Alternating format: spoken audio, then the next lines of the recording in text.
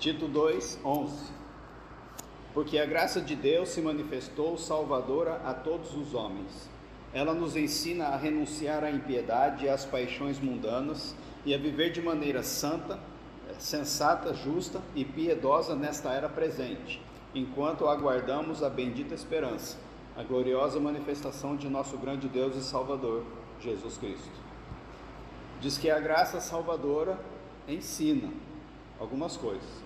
A graça é poder, não é só o que Deus derramou para nos abençoar, nos salvar. A graça é o poder que salva, e Ele continua mandando graça para a gente viver na graça. Então o poder continua sendo derramado para que a gente viva nesses três estados, de maneira sensata, de maneira justa e de maneira piedosa. E ela nos ensina. Como é que a graça nos ensina? Primeiro com a palavra. É a palavra escrita que é usada pela graça. Você vai para a palavra, lê, ela te ensina. Mas não é só a palavra, é uma palavra transformadora.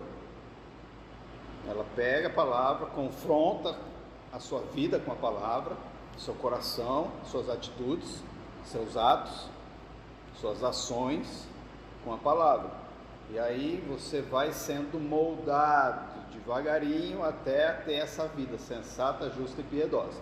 E não é a graça abençoadora que faz isso, é a graça salvadora. A graça que salva. Quem que a graça salva? Todo ser humano é salvo? Não. Todo ser humano nasce para ir para o céu? Não. Nós nascemos para ir para o inferno. Todo bebê nasce condenado por causa do pecado que ele herdou do pai e da mãe dele, que herdou dos avós que herdaram de Adão e Eva. Está em Gênesis 5. Adão e Eva tiveram filhos à sua própria imagem, não é mais imagem de Deus. A partir daí todo mundo merece o inferno e vai para o inferno. A pessoa que entende isso, que se reconhece pecadora na sua essência, confessa o seu pecado com lágrimas, se arrepende deles com nojo e clama pelo perdão, entendendo que Jesus é a cura e morreu para isso, derramando seu sangue, ela é perdoada e salva. Essa graça salvadora para essas pessoas ensina a essas pessoas somente como ter uma vida sensata, justa e piedosa. E também ensina a renunciar à impiedade e às paixões mundanas. Então você tem que aprender a renunciar a algumas coisas para viver outras. Se você renunciar à impiedade, que a maioria não sabe o que é, já complica. Como é que você vai ter uma vida piedosa se você não renunciar à impiedade? Então ele fala, renunciem à impiedade, para que tenham uma vida piedosa. E renunciem às suas paixões mundanas, para que tenham uma vida sensata. Sensatez é bom senso, juízo, razão, discernimento, equilíbrio, critério, ponderação. Sensatez é isso. Você tem uma vida com mais discernimento, com mais sabedoria. Tem que ter uma vida assim, considerando as convicções bíblicas, com a sabedoria que Deus derrama pela palavra, pelo Espírito que habita em você, para que você tenha decisões acertadas. Isso só é possível se você renunciar à sua paixão mundana, e a sua paixão guia você. Tenta convencer um apaixonado de que o alvo da sua paixão não é bom para ele ou ela. Não vai ouvir. Está escravo da paixão. Tem que renunciar à paixão para voltar à razão, à sensatez, e viver uma vida sensata e justa. E renunciando à sua impiedade, vive uma vida piedosa. Simples, né? Se nós soubermos o que é piedade. O que é piedade? Gênesis 5:21 começa explicando, lá no comecinho, fala de Enoque. Aos 65 anos, Enoque gerou Matusalém. Depois que gerou Matusalém, Enoque andou com Deus. 300 anos e gerou outros filhos e filhas. Viveu ao todo 365 anos. Enoque andou com Deus e já não foi encontrado, pois Deus o havia arrebatado. Primeira dica da vida piedosa: andar com Deus. Em 3 versículos que fala sobre Enoque, só fala isso. 2 versículos falam que ele andou com Deus.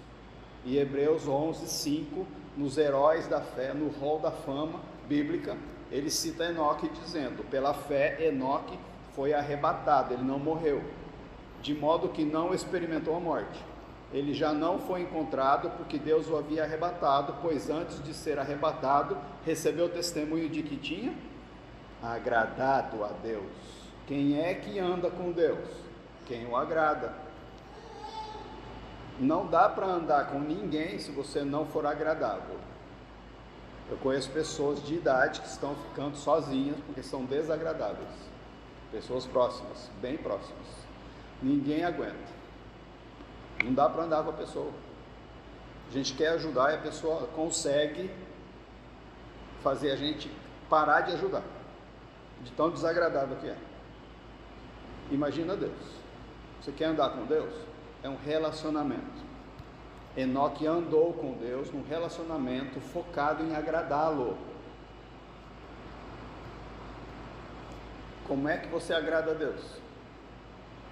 Tendo uma atitude pessoal de submissão, com dependência, confiança. Essa atitude tem que gerar ações que agradam a Deus. Não adianta minha esposa dizer que me ama e me atacar toda hora. A sua atitude vai ser agradável, ela vai me amar internamente, mas externamente ela é agressiva. As suas ações não combinam com a sua atitude. Então tem que ter uma atitude com ações. E essa atitude pessoal a Bíblia chama de devoção. É dentro de você. A sua devoção gera ações. E a devoção era mais fácil de entender, ou a piedade, que é a devoção com ações, se a devoção for bem clara. E você vai ter que entender isso aprendendo que a devoção são 3 coisas. Ela é formada por 3 elementos. Primeiro, imagina um triângulo aqui. Uma base do triângulo é o amor a Deus. Você ama a Deus. Já tem um elemento da vida de devoção a Deus. Você ama a Deus? Ama. A outra base é o temor de Deus. Você teme a Deus? Conseguiu o segundo pilar. Para ter o terceiro, que é no alto, tem que ter os 2 de baixo para ter a base. Então, se você tem o temor e o amor, você tem o terceiro, que é o desejo de Deus. Você quer Deus. E é aí, nesse trio de elementos, que forma a capacitação para ter um relacionamento com Deus que agrada a Ele. Se você for devoto de Deus, ou devotado de Deus, tendo amor, temor e desejo, você consegue agradá-lo nas suas ações, porque tudo vai sair disso. Quando fala para nós nos exercitarmos na piedade, como se fosse um exercício físico, para nós desenvolvermos o amor, o temor e o desejo. Está dizendo que nós temos que concentrar nossa vida em Deus, o tempo todo. Dessa atitude de concentração, é uma concentração, você centraliza a sua vida em Deus o tempo todo. Deus é o foco, o alvo, a prioridade, a atenção o tempo todo. Ele não sai da sua consciência. Pode estar fazendo conta matemática, pensando em alguma lógica, resolvendo algum problema pesado que exige intelectualmente, mas você está conectado com Deus em amor, temor e desejo. É possível. Deus faz isso ser possível. Nós somos a habitação do Espírito, e o Espírito quer, com gemidos inexprimíveis, conectar nossa vida com Deus, enquanto você usa sua mente. Usa sua mente. É como se fossem 2 processadores que você tem, 2 motores, um humano e um divino. O humano trabalha, cuida, cultiva, guarda, desenvolve, serve. O outro adora com temor, amor e desejo. Esse é tão poderoso que ele arrasta o seu coração humano para lá. Para tudo que você fizer, você faz no Espírito, em adoração, em verdade.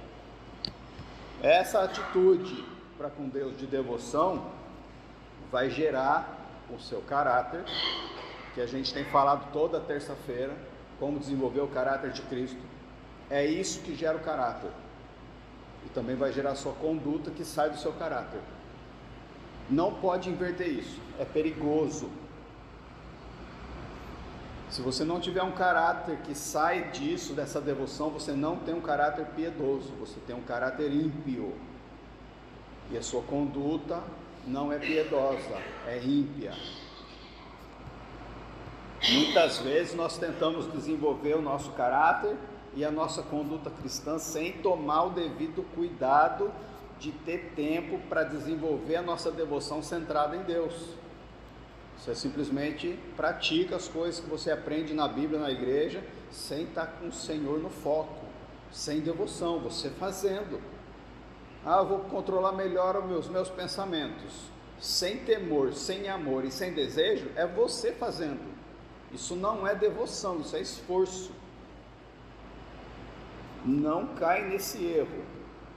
Nós tentamos agradar a Deus pelo nosso esforço, sem tomar tempo para andar com Ele e desenvolver um relacionamento com Ele.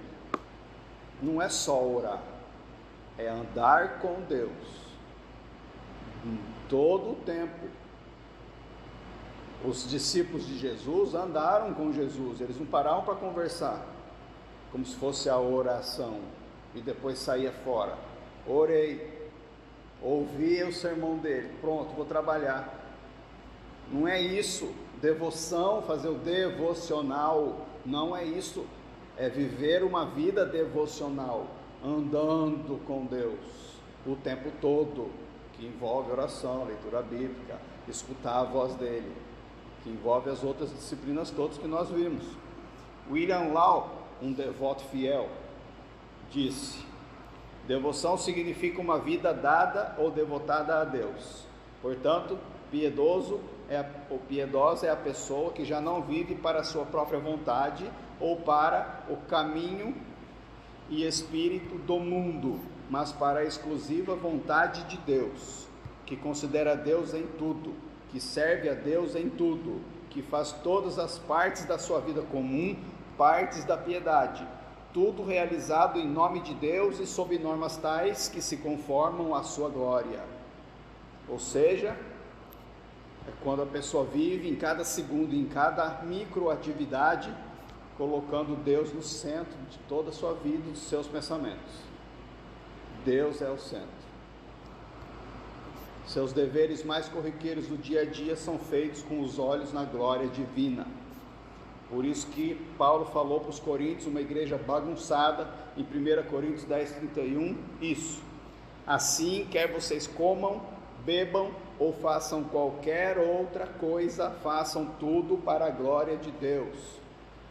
Fazer para a glória de Deus não é você fazer achando que Deus recebe glória automaticamente, porque você ou falou em nome de Jesus, ou ama Ele. Não. É fazer tudo com devoção, colocando Ele no centro, ou seja, com amor, temor e desejo. Ama a Deus, então obedece aos mandamentos. Teme a Deus, então não cai na sua ira. Deseja a Deus, então busca com todo o seu ser. É difícil. Quem consegue? Ninguém. Se você tentar, vai virar um estilo de vida opressivo, cansativo, legalista. Você vai começar a se sobrecarregar. Qual é a solução para isso? A devoção. Para você não ter esforço, é só você ser uma pessoa devotada a Deus. Porque João disse em 1 João 5,3 que nisto consiste o amor a Deus, obedecer aos seus mandamentos. E os seus mandamentos não são pesados. Faz uma lista então, te dou 2 anos. Leia a Bíblia toda e anota num caderninho todos os mandamentos que você lê. Vai dar um caderno mais grosso do que a Bíblia. Vive isso e vê se é pesado ou não. A palavra diz que não são pesados, desde que você esteja em devoção, que aí isso vai fluir naturalmente da sua vida. Essa devoção é um manancial para a formação de caráter. Você não consegue formar o caráter de Deus em você, é Ele que forma. E para você formar o caráter de Deus, você precisa ser uma pessoa piedosa, porque é a piedade que começa com a devoção que vai formar o caráter de Jesus em você. Esse caráter vai formar o fruto do Espírito. O fruto do Espírito vai produzir ações justas. Ações justas é o que as pessoas vão ver. É o que você vai mostrar para as pessoas e para Deus, a sua essência. Pode pôr a primeira imagem aí, Ju.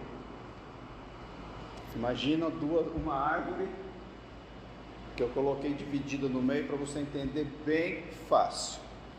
Do lado verde é sua vida em Deus. Do lado escuro é sua vida no mundo. Começa pela raiz. Se você tem uma vida de devoção, a raiz vai gerar o nutriente para formar o caráter de Cristo no seu tronco. Se você tiver o caráter de Cristo, qual que é o caráter de Cristo? Pobreza de espírito, tristeza pelo pecado, mansidão, faminto e sedento por justiça, misericordioso, puro de coração, pacificador e perseguido. Esse é o caráter de Cristo, está nas bem-aventuranças. Você vai desenvolver as 8 virtudes do caráter de Cristo como se fosse o seu tronco, porque você tem devoção. Você tem amor, temor e desejo. Você começou a trazer os nutrientes certos e está crescendo como uma árvore que Ele está criando. Essa árvore vai gerar troncos. Vai gerar galhos. Esse tronco vai gerar galhos. O tronco do seu caráter vai gerar os frutos ou o fruto do Espírito: amor, alegria, paz, paciência, bondade, fidelidade, mansidão, domínio próprio. Tem alguns outros. Os galhos não são comidos pelas pessoas, são os frutos gerados pelos galhos. Se você manifesta o caráter de Cristo e gera fruto do Espírito nos seus galhos, os galhos são capazes de gerar os frutos, que as pessoas vão se alimentar deles, que são os seus atos de justiça, as suas ações, as suas boas obras. Entendeu o fluxo? Agora vamos para o contrário. Você não tem uma vida devota, ou seja, ou você não ama a Deus como deveria, ou não teme a Deus como deveria, ou não quer saber de Deus, não desejando Ele como deveria. Você vai ter uma vida de impiedade. A raiz sua está errada. Aí você entende, vindo aqui na terça-feira, que você precisa criar o caráter de Cristo, ou deixar Ele criar e você participar do processo. Aí você vai tentar sair daqui da impiedade e passar para cá para formar o caráter de Cristo. É impossível. Que é você tentando fazer na impiedade. Você não ama a Deus, Ele não vai dar o caráter dele para você. Você não teme a Deus e não obedece aos mandamentos, Ele não vai dar o caráter, porque o caráter é para obedecer. Você não quer saber de Deus, então você não tem fome e sede. Você não tem sede, não tem vontade, não tem desejo de buscá-lo. Não quer a pessoa dele na sua vida. Porque é que Ele vai te dar o caráter dele. Se você não ama isso, você não ama o caráter dele, então você não quer para você, então Ele não dá. A sua raiz de impiedade vai gerar o seu próprio caráter mundano. Você vai pensar em pecado, viver no pecado, funcionar no pecado. Esse tronco podre vai gerar outro tipo de fruto de pecado, que é o inverso do fruto do Espírito, onde há amor passa a ter ódio ou ira, onde há paz passa a ter guerra, onde a paciência passa a ter impaciência, ou a paciência humana. Fruto do Espírito não é a sua paciência. A paciência do Espírito é outra paciência. Tudo que é humano está aqui, no lado podre.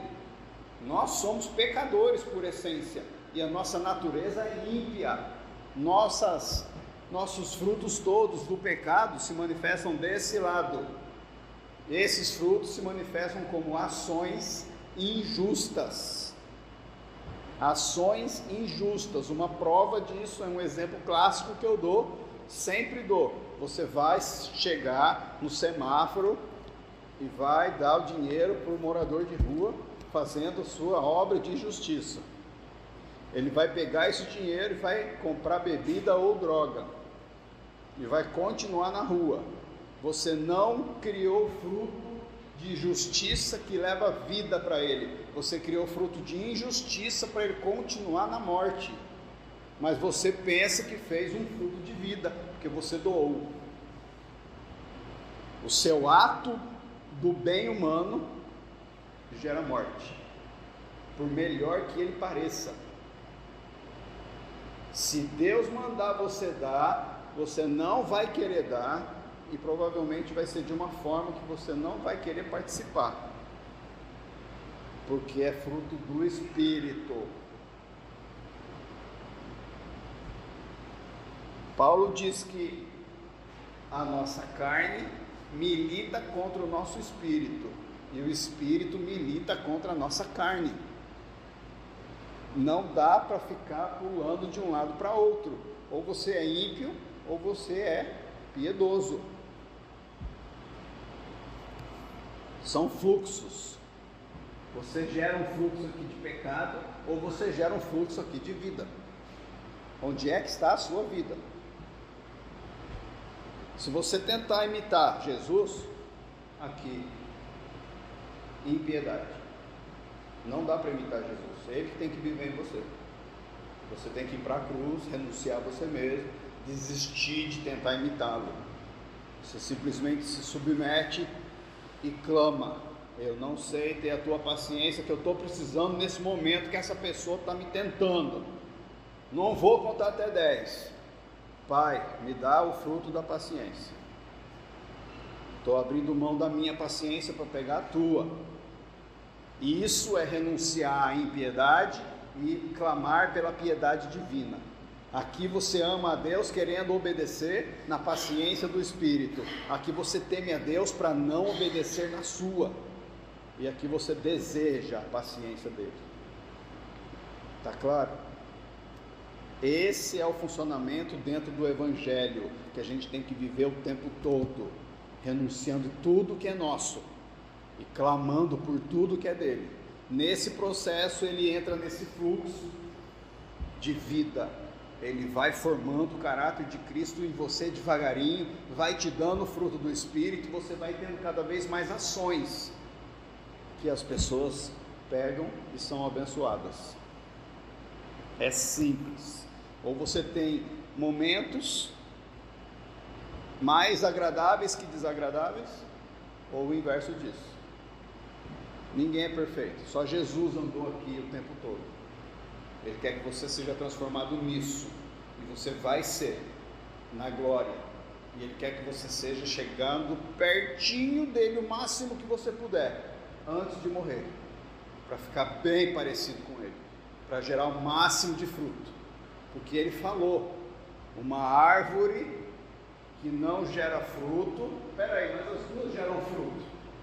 Ele está falando do fruto dele. Uma árvore que não gera esse fruto, ela é cortada e lançada fora. Mas uma árvore que gera fruto, é podada para que gere mais fruto ainda. Se você não gera fruto do Espírito, passe a gerar. Só que você vai tentar gerar fruto direto no fruto. É você sendo essa árvore tentando fazer aquele tipo de fruto. Não é assim, não tente. Comece pela base. Comece pela devoção. Corrige a sua atitude para com Deus. Ame-o de todo o coração, força, alma e entendimento. Tema-o. porque Ele é um Deus fogo consumidor, e desejo, porque Ele é santíssimo, perfeitíssimo, e doador para você ser igual a Ele. Desejo, põe isso em ordem.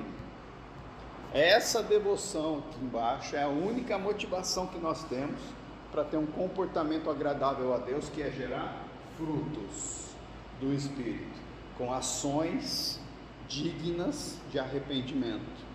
Por isso ele falou para Jesus: este é o meu filho amado, que me dá muita alegria. Por quê? Porque gera muito fruto de vida, e ele quer falar isso para nós. Então, o que é que separa uma pessoa piedosa de uma pessoa moral, benevolente e zelosa? A pessoa pode ser muito talentosa, bem apessoada, ocupada na obra do Senhor e não ser piedosa, porque ela não tem devoção a Deus, ela só tem uma máscara, ela finge, o coração dela não ama tanto, não teme tanto e não deseja tanto, mas ela trabalha na igreja, é moralmente correta e tem muito talento, pode servir bem, doar bem, pregar bem, orar bem, cantar bem, qualquer coisa, mas não é devota. Se ela não é devota a Deus, ela é ímpia. Ela pode ser devotada a uma visão. Gostei da visão dessa igreja, eu vou entrar lá, eu vou trabalhar com eles, vou crescer lá. Não tem devoção a Deus, ela tem devoção à visão. Pode ter devoção ao ministério. Eu sou do ministério de louvor, vivo por louvor, trabalho por louvor, sirvo a Deus no louvor, louvor é meu dom, e fica no louvor, não adora a Deus, não testemunha lá fora, não gera fruto de vida. Não é uma pessoa com devoção a Deus, ela tem devoção ao seu ministério. Pode ter devoção até à sua própria reputação de crente. Eu sou de tal igreja, eu sou crente, eu sou evangélico, eu sou de Deus, eu recebi o Espírito, já fui batizado no Espírito, eu sei quem Deus é, eu entreguei minha vida, fiz oração de confissão, eu sou de ministério, então eu sou abençoado por Deus, porque eu sou filho dele. Colocou a sua própria filiação como idolatria e está se devotando a ela e não a Deus.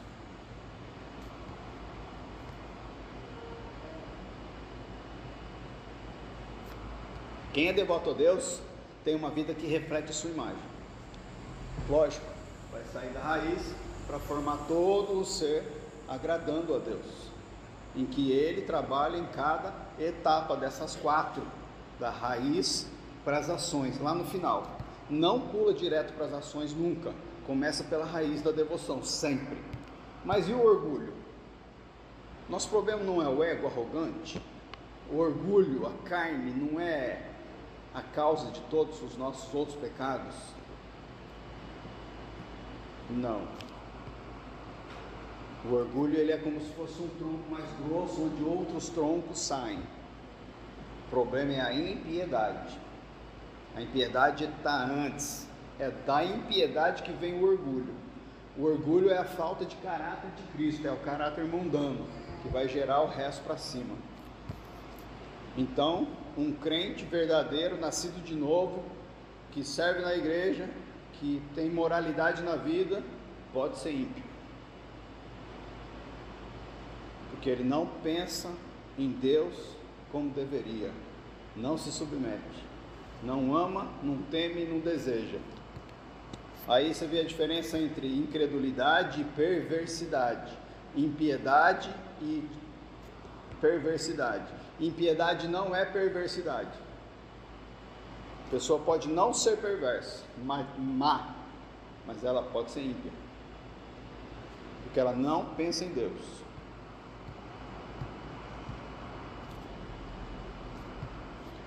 Você conhece pessoas escrupulosas e respeitáveis, pessoas honestas e moralmente justas? Você conhece? Tem pessoas melhores do que muitos crentes, mas ela é ímpia. A natureza dela é ser boazinha, é ser honesta. Ela é estudiosa, esforçada. Ela é doadora, pratica caridade, doa-se, está sempre pronta para ajudar. Precisar de ajuda, até dinheiro ela dá. Faz serviço de graça. Pessoa boa, tem um coração bom. O povo fala, é de Deus. Não é ímpia, se ela não tiver o Senhor como centro da vida dela, nos seus pensamentos diários, o dia todo. Se ela não tem a devoção a Deus, ela é ímpia. Não interessa onde ela está, dentro ou fora da igreja. Por isso que Paulo disse em Romanos 1,18: portanto, a ira de Deus é revelada do céu contra todas duas coisas, impiedade e injustiça, dos homens que suprimem a verdade pela injustiça. Tem duas coisas diferentes aqui. Deus manifesta a sua ira sobre duas coisas, impiedade e injustiça. A impiedade é a atitude contra Deus, é quando a pessoa não é devota, ela é contra Deus, ela não ama ou ama pouco, não teme ou teme pouco, não deseja ou deseja pouco, ela é ímpia. Deus derrama sua ira sobre isso. Ah, mas você ama Deus? Ama. Jesus falou, se você não me amar de todo o seu ser, não serve. Vai receber ira. Quem ama a Deus um pouquinho, vai receber ira. Quem teme a Deus um pouquinho, vai receber ira. Quem deseja a Deus um pouquinho, vai receber ira. Porque Deus não deu de si mesmo só um pouquinho. Ele se deu por inteiro em Jesus Cristo, até a última gota. Ele quer tudo, o tempo todo. Por isso que é para você renunciar à sua impiedade, o que é contrário a Deus na sua vida, e as suas paixões mundanas, e ser apaixonado por Ele. Ele derrama sua ira também sobre a injustiça. O que é injustiça? É o fruto. É quando você peca em pensamento, atitude e ação. É o que a pessoa come da sua vida, que a pessoa que mora com você não gosta quando você faz ou fala. É um fruto de morte, é a injustiça. A injustiça tem a ver com o próximo, a piedade tem a ver com Deus. Você não é piedoso, não dá o que Deus quer, Ele derrama ira. Você não é justo e dá o que a pessoa precisa receber, Deus derrama sua ira sobre você.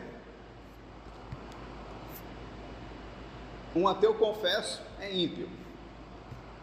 Alguém com mentalidade secular nesse mundo, que gosta das coisas do mundo, é ímpia, claro. Mas tem muita gente decente que diz que acredita em Deus, que também é ímpia.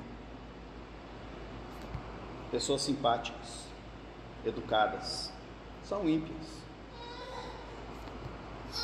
Porque a impiedade é a falta de devoção, com ação concomitante. Pensar pouco em Deus, pensar pouco na vontade de Deus, pensar pouco na glória de Deus, pensar pouco no quão dependente de Deus a pessoa é impiedade. É quando Deus se torna irrelevante para o dia a dia da pessoa. Quando o Deus verdadeiro da Bíblia, não aquele que a pessoa criou, quando o Deus verdadeiro da Bíblia está longe, está distante da vida cotidiana da pessoa, dos seus pensamentos. Ela vive como se Deus não existisse. Ela não se incomoda em esquecer de Deus, não se incomoda em desobedecer a Deus, não se incomoda em roubar a glória de Deus, não se incomoda em não ser dependente de Deus, fazer as coisas por força própria, no tempo dela, do jeito dela, sem consultar a Deus. E ela não se incomoda em não assumir nada de responsabilidade que Deus manda ela assumir. Essa pessoa muitas vezes faz o seu devocional de manhã de forma certinha, ela ora, lê a Bíblia todo dia, aí fecha a Bíblia, fala amém, vamos viver, entra na correria louca do dia a dia, esquecendo de Deus. Aí aparece a oportunidade para o diabo tentar, ela cai no pecado. Aí ela é alvo do mundo, estando sujeita às maldades do mundo, da carne, do diabo, e a pessoa cede. sofre, justamente porque pratica o mal, vivendo como se Deus não existisse. Ela não pode não ser perversa, mas ela é ímpia. Pode ser igualzinho o vizinho do seu lado que não tem fé. Será que a sua vida está igual ao do seu vizinho que não tem fé? Aí pegou para todo mundo, né? Qual a diferença minha para o meu vizinho que não tem fé? Se ele é ímpio, será que eu sou também? Vamos avaliando. Ele não pensa nunca em Deus, e eu penso só um pouquinho. Qual a diferença? Nenhuma. Tiago 4,13 diz assim: ouçam agora vocês que dizem, hoje ou amanhã iremos para esta ou aquela cidade, passaremos um ano ali, faremos negócios e ganharemos dinheiro. Vocês nem sabem o que lhes acontecerá amanhã, que é a sua vida. Vocês são como a neblina que aparece por um pouco de tempo e depois se dissipa. Ao invés disso deveriam dizer, se o Senhor quiser, viveremos e faremos isto ou aquilo. Agora, porém, vocês se vangloriam das suas pretensões. Toda vanglória como essa é maligna. Repara que Tiago não condenou quem faz planos. Nós fazemos planos. Toda a nossa vida funciona em cima de planos. Você tem a sua noite planejada depois daqui. Ele está criticando quem faz seus planos e não depende de Deus para realizá-los. A gente não reconhece que a gente depende de Deus. De uma hora para outra ele faz a vida cessar. Ele põe uma doença incapacitiva, ele põe uma bactéria, ele tira a audição, tira a visão, tira a fome. Qualquer coisinha que ele mexer na nossa vida, qualquer pessoa, qualquer demônio que entrar na nossa frente pode acabar com a nossa vida. Qualquer bala perdida que atinge as nossas costas nos deixa tetraplégico. Qualquer comida que tem bactéria nos traz doença. A gente nem vê de onde que veio e a gente está se achando, fazendo plano, crendo e vivendo como se não dependesse de Deus.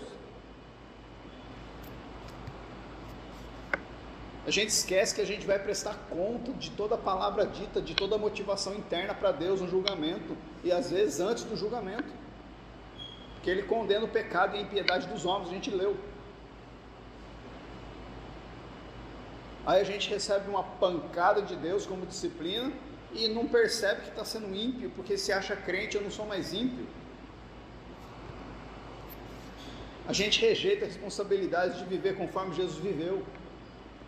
E a gente não quer que a ira se manifeste na nossa vida, sendo que Jesus morreu, ressuscitou e enviou o Espírito Santo para habitar em nós, para nós vivermos do jeito que Ele viveu, para sermos quem Ele foi. E nós não assumimos a responsabilidade. A gente não tem coragem de pedir perdão 70 vezes 7 de perdoar. A gente não tem coragem de ser um hospitaleiro. A gente não tem coragem de doar além da nossa renda mensal, vai faltar. A gente não tem ousadia de pôr a mão no enfermo e mandar a doença sair. A gente tem medo de chegar no velório e ressuscitar o morto, porque a gente não sabe se Deus mandou, e a gente não sabe que a gente não tem um relacionamento com Deus como deveria. Quem tem um relacionamento com Deus sabe quando vai pecar e sabe quando peca. Quem tem um relacionamento com Ele vive para agradar-lhe, quando vai desagradar Ele incomoda para a pessoa não fazer isso. Isso não quer dizer que nós estamos mergulhados em pecados. Você pode não estar mergulhado em pecado, escancarado. Você não é pecador, feio, sujão, igual um ímpio, um incrédulo.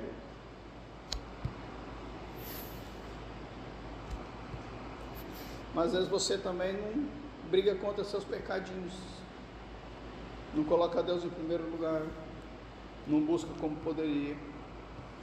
Aí vem Paulo de novo em Colossenses 1,9. Olha o que ele ora para a igreja de Colossos.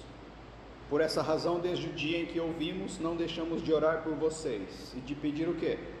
Que sejam cheios do pleno conhecimento da vontade de Deus. A gente tem que ser cheio do pleno conhecimento da vontade de Deus. Como é que você vai saber se você não procura? Com toda a sabedoria e entendimento espiritual, e isso para que vocês vivam de maneira digna do Senhor, e em tudo possam agradá-lo, frutificando em toda boa obra, crescendo no conhecimento de Deus. Essa é uma oração de um piedoso. Ele não trata Deus como office boy, dá uma lista de coisas para Deus fazer. Tó, Pai, dá o meu pão de cada dia, perdoa, me livra do mal, não deixa cair em tentação. Vai fazendo aí, Deus. Agora supra essa dívida aqui, estou precisando de dinheiro. Manda crente agora, Deus. Deus, agora preciso de cura. Agora meu irmão precisa de cura, Senhor. Agora aquela pessoa lá. Vai lá, Deus, abençoa aquilo lá. Aí você coloca na oração de 20 frases que a pessoa faz, 19,5 tem a palavra abençoa. É a listinha do office boy, seu empregado, que é Deus, para ele cumprir para você. Abençoa esse, abençoa aquele, abençoa aquele, abençoa aquele, abençoa aquele, abençoa aquele, abençoa aquele. Que isso? Faz oração piedosa. Pai, eu quero conhecer plenamente a tua vontade para a minha vida. Me dá esse conhecimento para eu te agradar, para eu te obedecer, para eu não pecar contra ti, para eu ser fiel, porque eu te amo, eu te temo e eu te desejo. Eu quero frutificar para o Senhor me podar. Eu sei que dói, mas eu quero dar mais fruto, então me poda. Estou pronto. Tem galho aqui, não está gerando tanto fruto. Corta, poda. Tem que gerar fruto. Aí Jesus vem e fala: se o teu olho te faz pecar, arranca fora. Você não consegue arrancar, então pede para ele podar. Arranca o teu olho. Entrega teu olho, entrega a tua língua, entrega a tua mão, entrega teu pensamento, entrega teu desejo. Poda, deixa ele podar, para você frutificar. Para quê? Crescer mais no conhecimento de Deus. É um fluxo. Conhece Deus, poda para frutificar, frutificou, conhece mais a Deus, e fica nesse fluxo o tempo todo, conhecendo cada vez mais, tendo cada vez mais sabedoria e entendimento espiritual. Olha o que Tito fala disso, em Tito 1:1. Paulo fala para Tito: Paulo, servo de Deus e apóstolo de Jesus Cristo, para quê? Para levar os eleitos de Deus à fé. Ele quer levar os eleitos de Deus à fé, e ao que mais? Ao conhecimento da verdade. Para quê? Para chegar na piedade. Opa, peraí, tem alguma coisa que vem antes da piedade então? Tem. Duas coisas, a fé e o conhecimento da verdade. Mas olha o 2, fé e conhecimento que se fundamentam na esperança da vida eterna. Espera aí que tem coisa antes ainda. Não adianta você só ter amor, temor e desejo. Tem coisa antes. Para você ter uma vida piedosa, tem um ajuste a ser feito. Qual é o ajuste? Põe lá outra imagem, por favor.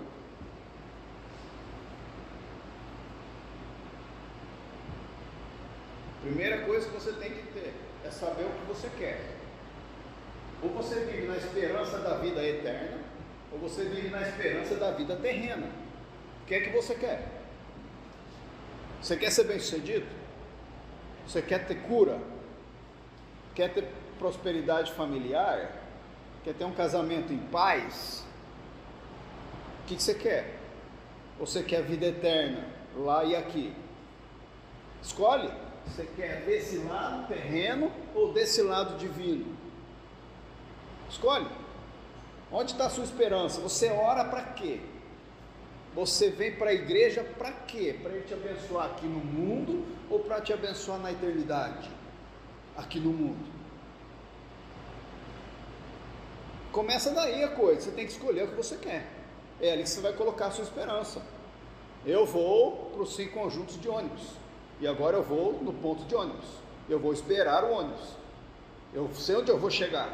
E eu estou com esperança de que o ônibus vai chegar. E o ônibus vai chegar. Então eu estou esperando, não é talvez chegue. Não, é uma esperança na certeza. Por quê? Porque a certeza é a fé. Você tem esperança? Então você tem fé e conhecimento de Deus. Porque se você não conhecer o Deus da Bíblia, você vai colocar fé num ídolo. Que pode ser o office boy.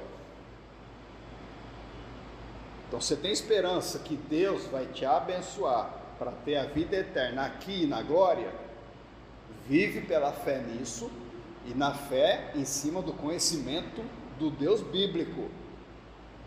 Essa é a base para você ter o amor certo, o temor certo e o desejo certo. Porque se você não tem isso e tiver esperança da vida terrena, você vai viver em cima da incredulidade, não tem fé, e da ignorância, sem conhecer Deus. Essa vida de falta de fé e ignorância vai te levar a uma vida ímpia.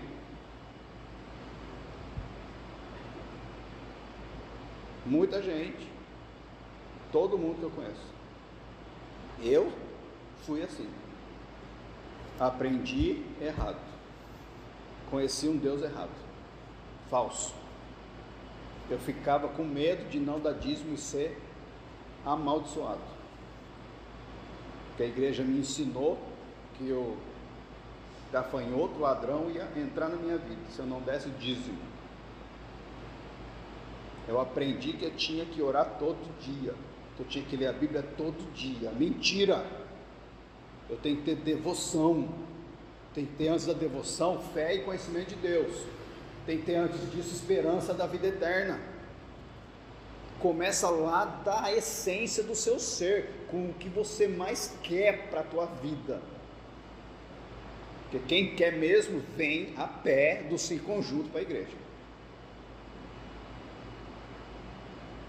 Sabia que tem mais de 80% das apostas nos sites de apostas sendo feitas com cartão do Bolsa Família? O governo descobriu que quem recebe Bolsa Família está apostando na internet para ganhar dinheiro em aposta. A pessoa quer tanto uma vida fácil, ela deseja tanto isso, ela ama tanto a vida terrena, que ela usa o Bolsa Família do governo para fazer aposta. Quando a pessoa quer, ela dá um jeito, ela faz o que for preciso para se satisfazer. Por isso que começa pela esperança. O que você espera é o que você busca, é o que você realmente se dedica. Você quer Deus? Se a igreja Éfeso fechar, o Senhor me recolher, não tiver ninguém mais para fazer nada, o que você vai fazer? Espero no fundo do coração que você encontre uma igreja fiel e não sossegue até encontrar. Estou falando que eu sou exclusivo, que eu tenho a verdade, não estou falando disso. Tem gente que está falando o que eu estou falando. Eu não estou encontrando essas pessoas. Eu oro para Deus me mostrar, para a gente se unir com elas. Parece que nós estamos isolados, ninguém fala de pecado, de santidade, de temor. Aí você vai entrar em qualquer lugar, vai falar de promessas, de bênçãos, vai falar disso aqui, ó, para você esperar que Deus vai te dar. Confia, espera e ora, e lê a Bíblia, e dá dízimo, senão não dá. Que isso? Mentira! Se Deus recolher eu e tirar a igreja, se você quer continuar nesse caminho, você vai dar seus pulos. Se você não achar uma igreja que te satisfaça na palavra, na verdade, você vai buscar em Cristo, mas você dá seus pulos, porque você quer isso aqui. E se você quer mesmo, você não vai depender de mim para isso. Você tem que ter a sua vida consertada com Deus já. Tem que ter mais temor já, mais amor, mais desejo, mais esperança da vida eterna, mais fé, buscar mais conhecimento dele. Não tem opção. É isso que a graça do nosso texto nos ensina. Renuncia às paixões mundanas, renuncia à impiedade e busque uma vida sensata, justa com o próximo e piedosa. Enquanto aguardamos a bendita esperança, a gloriosa manifestação de nosso grande Deus e Salvador Jesus Cristo. Está dado o recado. Na terça-feira a gente trata da nossa identidade. formando o tronco. Agora trouxe vocês para mais para baixo, para a essência antes do tronco. O que você recebe daqui, ó, vai depender do que você está esperando. Ou eu bebo da garrafa de coca, ou eu bebo da garrafa de água. Ou eu bebo da fonte da vida, ou eu bebo da fonte do mundo. O que é que você quer? Da onde você quer matar sua sede? Eu espero matar a minha sede da fonte da água da vida, para não gerar fruto da árvore da vida, da árvore do conhecimento do bem e do mal. Porque às vezes eu faço o bem achando que é bem, mas não é. E o mal eu sei que eu faço sem querer mesmo, então não preciso nem falar. Eu não quero mais isso aqui, bem e mal. Eu quero isso aqui, fruto da árvore da vida, que é Cristo. E o fruto é o fruto de justiça que a gente viu agora. O que você quer e espera, você vai atrás e você vai receber. Você vai receber. A palavra diz que as pessoas nos últimos dias procurarão mestres que falarão o que elas querem ouvir, porque elas terão coceira nos ouvidos. Está aqui. Eu quero dinheiro, e Deus é o Deus da provisão e da prosperidade. Olha o que ele faz lá com os judeus, com os libaneses, que é tudo rico. Eu quero esse Deus. Ela vai receber palavra que ensina isso. Ela vai ser afetada pelo mundo do engano de Satanás, onde ele é o príncipe e o pai da mentira, para tirar ela da cruz, que é esse caminho aqui.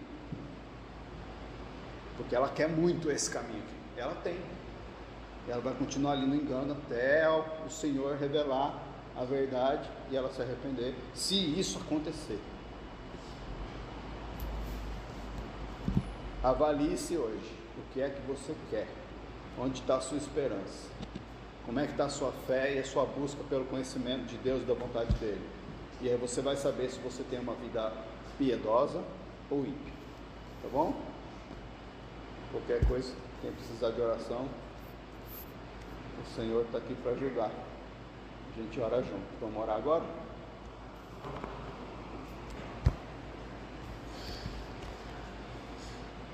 Senhor da glória, em nome de Jesus, nós estamos sendo humilhados pela Tua palavra. O Senhor não quer a nossa produtividade, o nosso desempenho. O Senhor não quer as nossas obras de justiça, não quer o nosso tempo, o nosso sacrifício, o nosso esforço. O Senhor quer a nossa devoção. Se a gente começar certo, Pai, na devoção, Tua palavra diz que o Senhor vai fazer o resto, que o Senhor começou, que o Senhor vai terminar. Então, nessa noite, a gente se ajusta, abandonando essas coisas que Tito falou. Nós rejeitamos, em nome de Jesus, toda a impiedade, a falta de colocar Deus no centro, em Jesus, nós rejeitamos. E nós também rejeitamos nossas paixões mundanas. Agora, nós fazemos como Abraão fez, que entregou Isaac, sua paixão, o filho da promessa, crendo que o Senhor ressuscitaria ele dos mortos. Nós entregamos as nossas paixões, crendo que teremos, e talvez até já tenhamos, novas paixões vindas do alto. Obrigado, Senhor, porque o Senhor nos coloca no prumo, na essência da nossa fé. E agora a gente pode reler a Bíblia, pensando em como aplicar todos os seus textos morais de uma forma correta, olhando sempre para a essência da nossa esperança, fé e conhecimento. Isso é maravilhoso. O Senhor abre um mundo novo para a gente na sua palavra. E aí sim, o Senhor pode forjar o nosso caráter. Vai ser doloroso, que a gente tem que crucificar o nosso. Vai ser no fogo do Teu Espírito que queima a nossa impiedade. Mas a gente quer ter uma vida de relacionamento contigo, para gerar fruto, justos, que geram vida nas pessoas e em nós mesmos. Se o Senhor trouxe essa palavra, é porque isso está se cumprindo. Nós cremos nisso. Obrigado, Senhor. Cumpra em nós essa palavra agora. Nós não cremos mais, nós já aprendemos isso, que nós não dependemos do nosso esforço para a gente ser aceito por Ti, ou para a gente ser punido por Ti. Toda punição foi colocada em Cristo, onde nós colocamos a nossa fé. Toda falha nossa já foi crucificada naquela cruz, para que a gente viva pela fé nos méritos de Jesus. Nós vivemos por essa fé, e nós estamos cada vez mais buscando conhecer o Senhor por meio de Jesus. E nós sabemos por causa disso, que o Senhor tem esse poder para nos dar, essa imagem para nos dar, esse caráter, esse fruto para a gente manifestar. O Senhor quer isso. Obrigado, Senhor. Nós nos apropriamos disso pela fé. E se tem algo em nós que nós não temos coragem de entregar, de renunciar, que o Senhor possa nos dar a tua coragem, nos mostrar o fruto da renúncia, do arrependimento, a vitória que vem depois da cruz, o preço da cruz e a bênção e a alegria da ressurreição nessa área, para a gente ser arrancado da impiedade e movido na tua vida perfeita. Esperamos ansiosamente, Senhor, que isso se forme logo na nossa vida pessoal e como igreja, para cada vez a gente salgar mais a terra e iluminar mais o mundo que está tão carente. E aí sim nós sabemos que as bênçãos nos seguirão, como nós cantamos, em nome de Jesus.